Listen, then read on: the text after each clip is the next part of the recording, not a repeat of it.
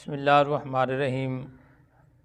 جب دنیا سے کوئی بندہ چلا جاتا ہے، اس کو غسل کفن دینے کے بعد اس کا جنازہ پڑھا جاتا ہے، پھر اس کو کندھوں پہ اٹھا کر قبرستان کی طرف لے جاتے ہیں، اس کو قبر میں اتار کر اس کے اوپر مٹی ڈالی جاتی ہے۔ تو آج میں آپ کو بتاؤں گا کہ میت کو قبر میں اتارتے وقت کون سی دعا پڑھنی ہے، اور اس کے بعد جو مٹی ڈالی جاتی ہے اس کا صحیح طریقہ کیا ہے، کتنی دفعہ ڈالی جائے اور کیا پڑھا جائے۔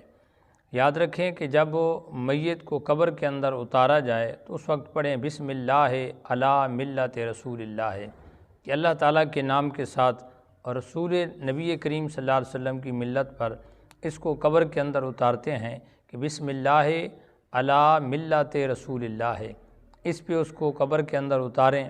اور جب قبر کے اندر اس کو اتار دیا جائے اور اس کو مٹی ڈالنے کی جب باری آئے تو پھر صحیح طریقہ جو ہے 3 دفعہ اس کے اوپر آپ مٹی ڈالیں۔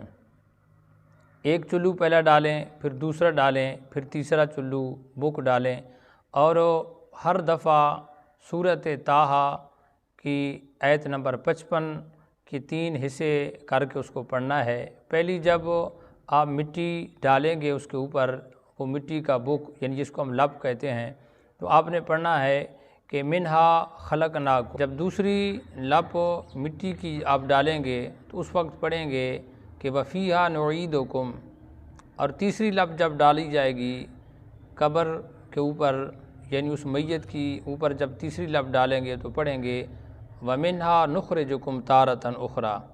اب اس کا ترجمہ بھی سماعت فرمائیں، اور اس کو ترجمہ آتا ہو اور پڑھیں تو پھر بہت سارے فوائد حاصل ہوتے ہیں۔ یہ آیت پڑھ کر انسان کو اپنی آخرت یاد آ جاتی ہے۔ اللہ تعالیٰ نے قرآن پاک میں فرمایا کہ جب آپ پہلی یعنی کہ وہ لپ ڈالیں گے مٹی کی تو جو آپ پڑھیں گے تو قرآن کے الفاظ ہیں کہ وَمِنْهَا خَلَقْنَاكُمْ، آپ نے مٹی ڈالی اور پڑھیں گے وَمِنْهَا خَلَقْنَاكُمْ۔ اس کا معنی یہ ہے کہ اس ہی سے تمہیں ہم نے پیدا کیا، تیری تخلیق اسی مٹی سے ہوئی۔ اللہ تعالیٰ کہہ رہا ہے تمہیں ہم نے مٹی سے بنایا اور ہم نے دوبارہ تمہیں اس مٹی کے اندر ہی لوٹا دیا ہے۔ مٹی سے تیری تخلیق ہوئی، پیدا ہوا، اور مٹی میں تجھے واپس لوٹا دیا گیا۔ اور پھر اللہ فرماتا ہے کہ وَمِنْهَا نُخْرِجُكُمْ تَارَةً أُخْرَىٰ، اور پھر ایک وقت آئے گا تجھے ایک بار پھر قبر سے اٹھایا جائے گا، نکالا جائے گا۔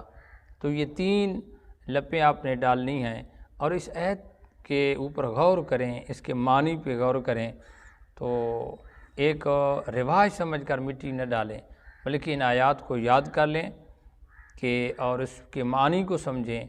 تو اس کے معنی کو جو آدمی سمجھ لیتا ہے، اس آیت پہ غور و فکر کرتا ہے، وہ اپنی آخرت کی تیاری بھی کر لیتا ہے۔